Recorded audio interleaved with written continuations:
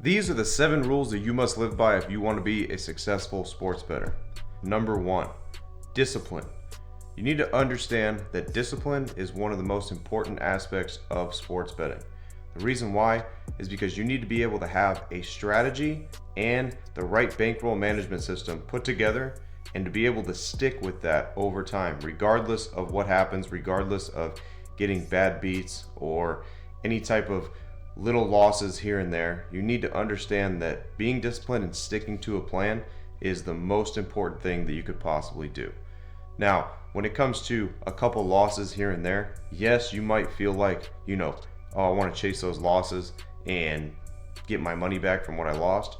But that right there is a recipe for disaster. And that is what ruins most people that are trying to get started in sports betting, because they cannot handle the little loss. So guess what? They end up not being disciplined and they fall off the wagon. And before you know it, all their money has evaporated and their whole bankroll ends up just disappearing because of one bad night or one bad game that made them make decisions that were undisciplined, that snowballed into them losing everything. Number 2 is being able to specialize in certain sports. Now, when you're first starting out, you can't just try to specialize in every single sport.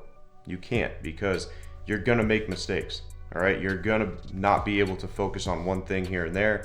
Next thing you know, you're gonna be all over the place trying to find value within bets over 5 different sports in one day. So I always suggest when you're first starting out, you pick 1 or 2 sports and you really dig deep into that sport. All right, and you be able to find all the data that you need, all the statistics, and you really zone in to be able to find the right strategy in place to be able to win within that sport. Because now once you have found the strategy that works inside that sport, guess what? Now you can move on to the next one. And then once you find that in the next sport, you can move on to the next one. And then eventually you can put them all together and you put them into a system that works for you every single day, that you can go through and find the exact plays that you need within each sport. But you have to start out small, because you'll get overwhelmed and you'll miss a lot of stuff. So you won't learn as much. It's the same thing as if you went into a class and you went into a cooking class to learn cooking, and they gave you 5 different recipes of 5 different things that you needed to make that single day. You'd be all over the place rather than focusing on one meal that you needed to prep that one day. So make sure when you are getting into sports betting that you focus on just a couple sports to start out, because that's the best way to really set yourself up for success and to be able to find the right systems that work. Now, speaking on systems, if you guys want to fast forward that whole entire process, not even look for systems, I provide that and teach you the systems that work day in and day out. All you got to do is go and click the link in the description. Now let's get to rule number 3. It's about finding value. Okay, so what you really need to understand is sports betting success comes from finding value within the lines. Just because something has a probability of 90% that's going to hit, if the odds don't correlate with it and you can't find value within, it's useless. So for example, if a play is minus 900, but yet there's a 90% chance of that winning, there's still no value there because of how much you're going to make off of a minus 900 play. So what you need to understand is you need to be able to take the odds and the probability, put them together to find your true edge and your true value. So for example, if a play has a 60% shot at winning, now it's minus 130 or whatnot, you have a statistical edge right there. Okay, so you have to understand when you find those type of plays and you go within, you could find a minus 200 play that has an 80% chance of winning, you have a value and you have an edge in those games. It's just about going in and finding those games. That's how you're going to be successful. You will not be successful by just placing bets based on, oh, well, this one's minus 200, so it's probably going to win. This team is minus 300 on the money line, so they're probably going to win. You're not going to win long term doing that. You're just not. You need to understand that value dictates being successful. So once you understand that and you're able to go through each and every day and find value plays that give you the true value edge, then you will be successful month in and month out and year in and year out. Number 4 is the 60-40 rule. So remember this, even if you win at 60% of the time, you're gonna lose 40% of the time. So you have to understand, when it comes down to losing, it's inevitable. The feeling of losing is inevitable. You're going to occur that at least 40% of the time. So to deal with that, you need to understand that it's just part of the game. Part of the game is winning, part of the game is losing. Whether it be a bad beats that occur for you to lose happen just as often as you to be able to win off of a bad beat. A game that looked like a for sure loss, last minute you end up winning. It happens on the opposite end too, where a game looked like a for sure win, next thing you know, you end up losing right at the buzzer. It happens. It works both ways. Don't get too emotional. When you get too emotional, you can't put the 60-40 rule into effect, because when you get emotional, then next thing you know, you're taking your losses personally, and again, you're emptying out your bankroll, chasing that feeling, trying to get a win. You don't need to do that, because remember, when you have the right strategies in place, you should understand that at least, at minimum, you should win 60% of the time and lose 40% of the time. And when you lose those 40% of games, it is what it is. It's on to the next day. That's all you do. You need to remind yourself, it's on to the next day, it's on to the next bet. Forget about what just happened. You have no control over it. There's no control over these games. You have zero control over what happens.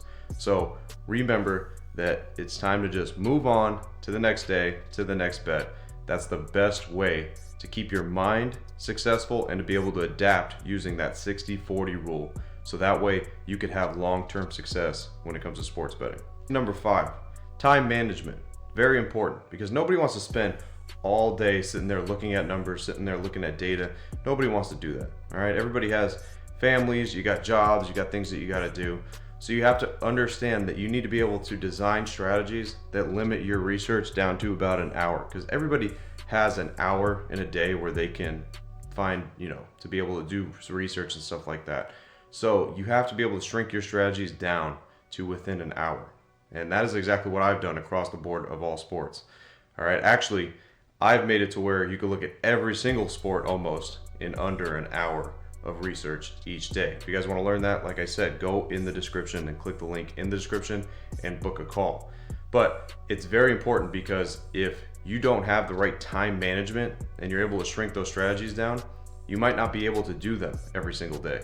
If your strategy takes 5 hours to come up with, guess what? You might not have 5 hours every single day to be able to looking at data and statistics and all that stuff. So the days that you can't do that, you won't be successful.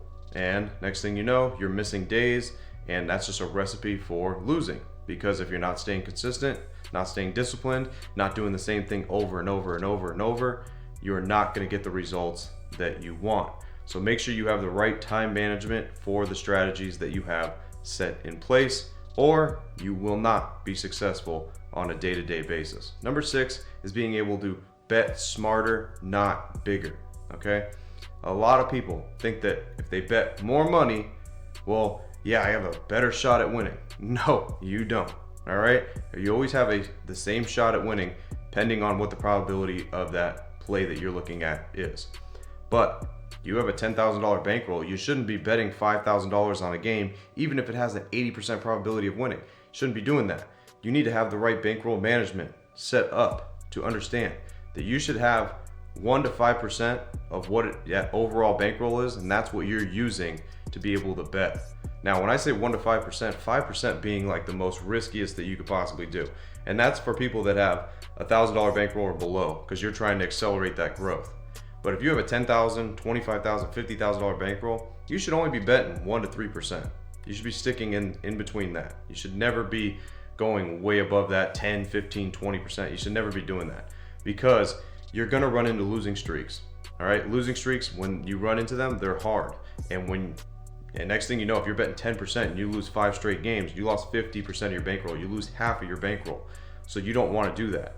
You need to understand that if you're betting 1%, you would need to lose 100 bets to lose your entire bankroll, which is not going to happen unless you literally have the worst strategy of all time when it comes to sports betting. So you have to understand that bankroll management is very, very important, because if you don't have the right bankroll management, you are going to lose 100% of the time. So betting bigger doesn't mean you're going to be more successful. It just means that you have more out there to risk, and you could end up losing it all quicker than somebody else that has the right management skills.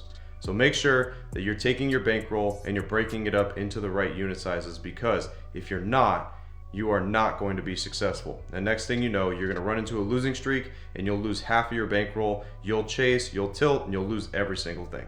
It happens day in and day out. I see people that lose everything that they got just because they don't have the right bankroll management. Number 7 is having data-driven strategies.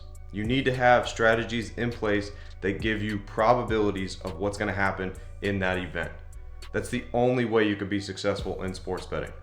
You have to be able to know what is the chance that this event is going to occur. When you know that, then you're able to make a wise decision on what to bet on. If you are just looking at this team and this team, and this team's been good in the last 2 games, so I'm going to bet on them, you're going to lose. You're going to lose. Maybe you'll win one time or whatnot, but over the course of long term, you're going to lose. So you have to understand that being data driven and finding the right probabilities is the key to success. Player props. You must have a probability on every single player prop that you look at. There is a chance that this person's going to go over this number or under this number. There is a probability that goes hand in hand with that. You have to be able to find that, because once you find that and you have those numbers written down, now you know the probability of that event occurring. Because like I said before, it's out of our control. There's nothing we can do about it.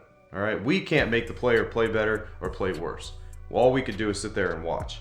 So you have to just understand that the averages put together to create those probabilities, that's what's going to make you feel better about the bet. So if somebody has a 75% chance of going over a certain number, now you feel more confident placing that bet, because over the course of 100 times, they should 75% of that time be able to hit that number.